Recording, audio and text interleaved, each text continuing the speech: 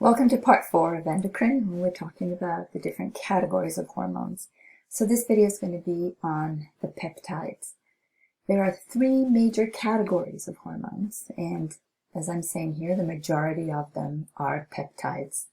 Other than peptides are the steroids and the amines. So this is how we classify them. These are the chemical classes of these particular molecules. A peptide hormone is a water-soluble hormone. It's a protein. This is a picture of a sequence of amino acids forming a protein. It could be very branched also. I just wanted to give you the idea of a large protein. They could be very large. They could be up to thousands of amino acids.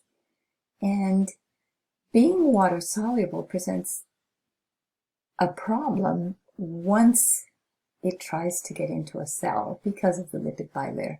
Transport in the blood is easy because it's water soluble, but once it gets to a cell, it's going to have some difficulties penetrating that membrane. So we'll talk about that. Within the categorization, if the hormone is not a steroid and it's not an amine, then you know by default it's a peptide. And again, the majority of the hormones are peptides. So if they can't cross a membrane and a hormone has to actually affect a cell, and it has to arrive at a cell and affect it, and it can't cross the membrane, how does it do it? So the way it does that is it uses a membrane receptor. Remember when we talked about insulin, we talked about membrane receptors. But on top of that, it's going to use a signal transduction. And that's done by second messengers. So those are 2 pieces of vocabulary that we're going to dissect right now. Signal, transduction, and second messengers. Signal transduction is the process of transferring a signal. Okay, here comes the hormone. It's going to bring a signal throughout an organism, but especially across or through a cell. So in this diagram is a simplification of it, but you would have a hormone, and this hormone is arriving to the receptor that's on the gray membrane here. There's the cell membrane. And it's going to create some sort of response. So there's going to be a reaction here within the cell. And in order for that to happen, for that reaction to occur, you need some molecules that are sitting there waiting for that signal to come. So that translating of that signal that just arrived on the membrane is called a transduction, a signal transduction. And it's going to create a response. The outcome of that is going to be some sort of behavioral change in that cell.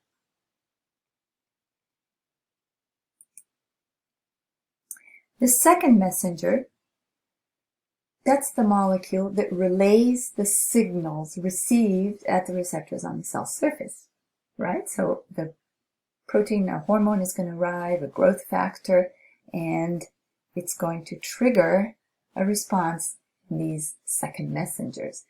The Amoeba sisters have an excellent video on this messenger system, and that's in the section 1.2 of Canvas, so I'd like you to look at that. Remember this sequence of events when we talked about the fish tank. We're going to go back to it now. And this time, the context is thinking of hormones. So we had a stimulus, a sensor, an integrating center, an effector. Remember, because we had temperature in the fish tank that was too low.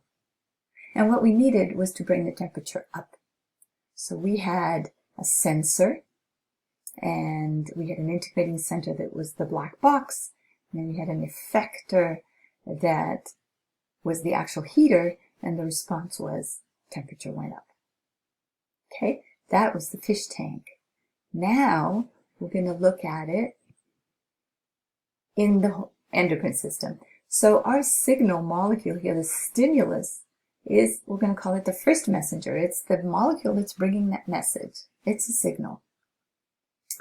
And on the receptor here, the receptor is on the membrane, and that is going to be the sensor, like our thermometer was.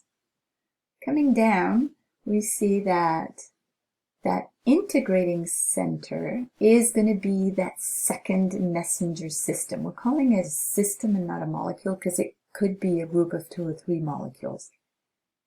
For now, let's call it a system. That's the integrating center that will then target a protein that's already there. So that's important. What I'm telling you is that the protein is already there. There's a protein waiting to do its thing if a signal were to come from a first messenger. So it's sort of waiting. And then once that signal comes, it'll affect the second messenger system that then alters this protein, and it causes a response, a behavioral response in that cell. In words, in different words, I have it written out for you if that makes more sense. A signal transduction is a conversion of a signal.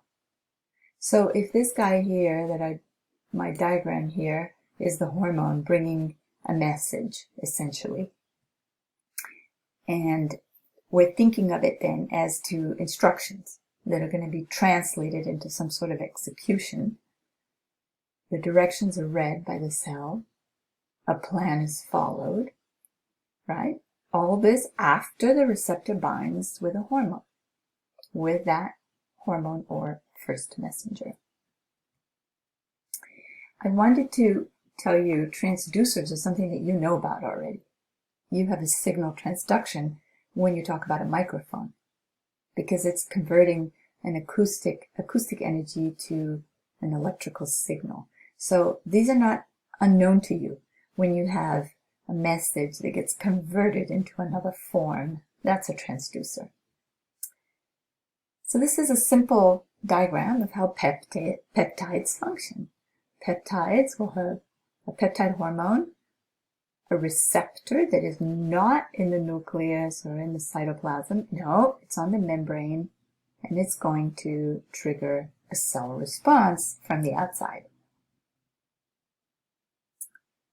Most signal transductions, when we're talking about this group of hormones, uses something called a G protein. And the G protein is like an off-on switch that connects that receptor to the membrane. So here we have a receptor, and then it's going to go in and back out and in and back out and in and back out in a weird way, and then it connects onto this G protein. So all of this is sort of a receptor protein signal that is going to be the off-on switch to begin this modification of behavior that this cell is going to go through. If we look at the whole path, again with these colors and steps just like we did in the fish tank, you have hormone, and I'm going to go down this side. Let me make a separate. I'm just going to go down this side and leave this side for later. Leave this side for later. So for now, hormone, receptor, triggering a G protein, that in turn opens an ion channel that also triggers an amplifier enzyme. It's a molecule that's going to amplify the signal because hormones come in tiny, tiny quantities. So it needs to amplify that signal, and it's also an enzyme, which means it's going to speed up that reaction. That amplifier enzyme then is going to communicate with a second messenger system, right? Our first messenger is the hormone. Our second messenger system that will phosphorylate a protein. So I wanted to show you, this is a phosphate. So what happens is that it'll, from ATP, you will use this phosphate, attach it onto a protein. Now this protein looks different. It's a different molecule because it has that phosphate attached onto it. And it is that new protein that will trigger the response in the cell. So that's the sequence of steps that this went through. And I'd like to stress that that protein Doesn't need to be made by the cell when the signal comes. It's already there. So that is the sequence of events that's going to occur to create a response. Just to remind you that we went through the similar steps when we looked at the fish tank. In words for you, second messenger adds a phosphate to a waiting protein that then triggers the needed response. It's kind of like a tag team that goes from the point of arrival of the hormone all the way down to the cellular response. Let's look at the other side now, this side down over here. What is going on? This is an alternate path.